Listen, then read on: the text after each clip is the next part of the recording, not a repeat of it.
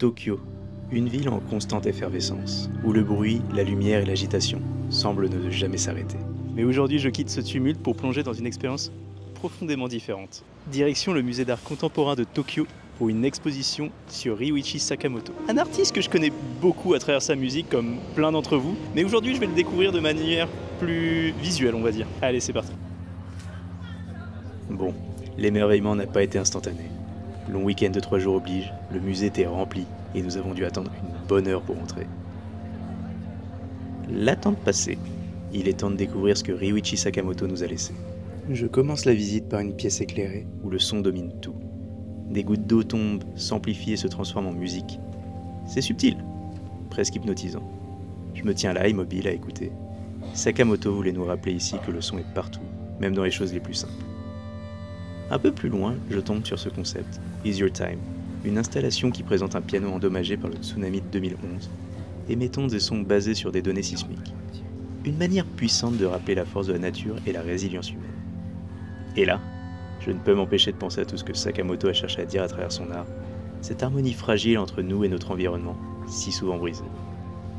Une des œuvres qui ont suivi est Async First Light, une collaboration entre Ryuichi Sakamoto et le réalisateur Apichatpong Weerasethakul. Désolé si j'ai détruit ce nom. Ici, l'atmosphère est intime, presque méditative, comme si le temps s'arrêtait autour de vous. En tout cas, c'est l'idée qui s'en dégage, mais je n'ai vraiment pas compris le concept. J'ai lu quelque part que l'idée était, et je cite, de capturer un moment universel, celui de la lumière qui éclaire le monde pour la première fois, mais aussi celui de la lumière qui s'éteint, comme un cycle infini. Je crois bien que je n'ai pas été touché par ce moment universel. Désolé. La salle suivante était une grande salle avec des écrans. Dès que vous entrez dans la pièce dédiée à Async Immersion Tokyo, vous êtes invité à ressentir une atmosphère à la fois apaisante et intrigante. Et ce n'est pas seulement visuel. Le son est partout, omniprésent. Une composition de Sakamoto spécialement conçue pour cette installation vous enveloppe et vous invite à ralentir et à prendre le temps. Ici, on est invité à simplement ressentir. Pas besoin de comprendre, pas besoin d'analyser. Juste être présent dans l'instant et laisser les sons et les lumières nous traverser. C'est ce que j'aimerais également vous raconter en tout cas, mais le bruit était omniprésent et il était dur de se reposer et de profiter de l'expérience. Ce fut un peu le cas pour les salles qu'on a pu visiter. Et je dis bien qu'on a pu, car certaines salles, dont celle du brouillard en extérieur, étaient soit inaccessibles, soit arrêtées avant même la fermeture de l'exposition. Très décevant. On a essayé de profiter autant que faire se peut des salles qui nous restaient, mais il y avait beaucoup trop de monde et le temps était très limité. La dernière salle nous laisse profiter d'un concert de Ryuichi Sakamoto.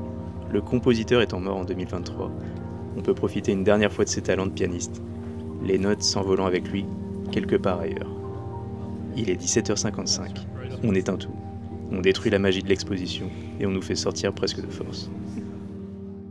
Bon, fin de cette exposition qui était assez décevante. Did you like it? Yes, but too much people.